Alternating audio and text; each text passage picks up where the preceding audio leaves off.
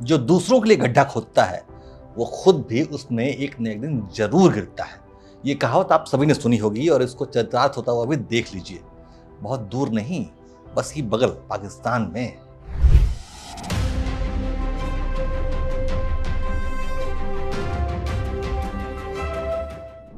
नमस्कार, मैं हूं अंशुमान आनंद। पाकिस्तान में जो हालात अभी जो हो गए हैं वो सिविल वार जैसे होते जा रहे हैं। जनता सड़कों पर उतर आई है, विरोध प्रदर्शन हो रहा है, सेना और पुलिस पर हमले किए जा रहे हैं। पाकिस्तान में हालात इतने बिगड़ते जा रहे हैं कि लगता है वहाँ पर भी नेपाल या श्रीलंका ऐसी स्थिति पैदा होने में बस चंद ही समय बाकी रह गया है। यानी कि अराजक पाकिस्तानियों की भीड़ पूरे पूरे पाकिस्तान को अपने काबू में ले सकती है और इस अफरा तफरी का फायदा पाकिस्तान में बैठे असामाजिक तत्व जमकर उठा रहे हैं। गुरुवार यानी 2 अक्टूबर को पाकिस्तान के पेशावर शहर में जबरदस्त धमाका हुआ। इस विस्फोट में 9 लोगों की मौत हो गई है और 4 पुलिसकर्मी गंभीर रूप से घायल हो गए हैं। ये विस्फोटक एक पुलिस मोबाइल वैन के रूट पर लगाया गया था, यानी कि सीधे तौर पर पाकिस्तान पुलिस के कर्मचारी इसके निशाने पर थे।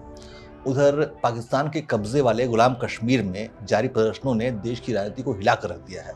जिस तरह से बांग्लादेश में शेख हसीना और नेपाल में केपी ओली जनता के आगे सरेंडर करके कुर्सी छोड़ने के लिए मजबूर हुए थे, वैसा ही नज़ारा अब पाकिस्तान में भी दिखाई देने लगा है।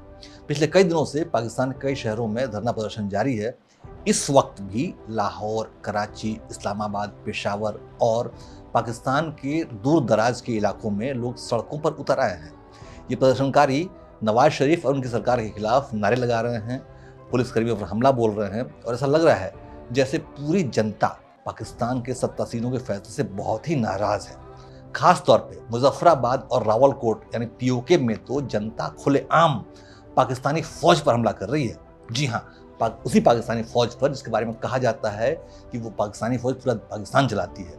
लेकिन वो पाकिस्तानी फौज पीओके में बेबस हो गई है, क्योंकि वहाँ की जो लोकल पार्टी है अवामी एक्शन कमेटी, उसने बड़े पैमाने पर विरोध प्रदर्शन शुरू कर दिया है। इसके बाद पाकिस्तानी पीएम शहबाज शरीफ ने पहले तो सेना को मोर्चे पर लगाया और गोलियां चलवा दी।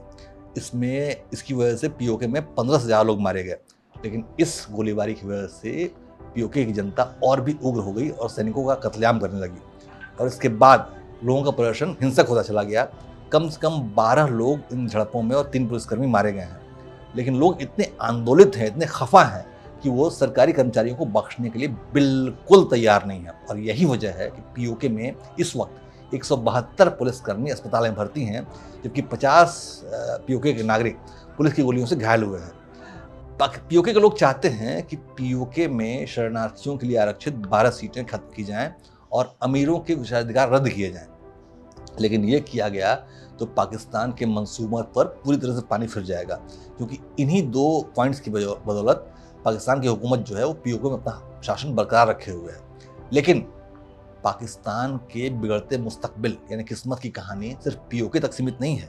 लाहौर में लोग सड़कों पर हैं, कराची में ट्रेड यूनियन और राजनीतिक समूह प्रदर्शन कर रहे हैं, इस्लामाबाद में सरकार के खिलाफ नारे लगाए जा रहे हैं, क्योंकि महंगाई, बेरोजगारी, सरकारी भ्रष्टाचार और प्रशासन की अनियमितताओं से पाकिस्तान की जनता काफ़ी समय से दुखी थी।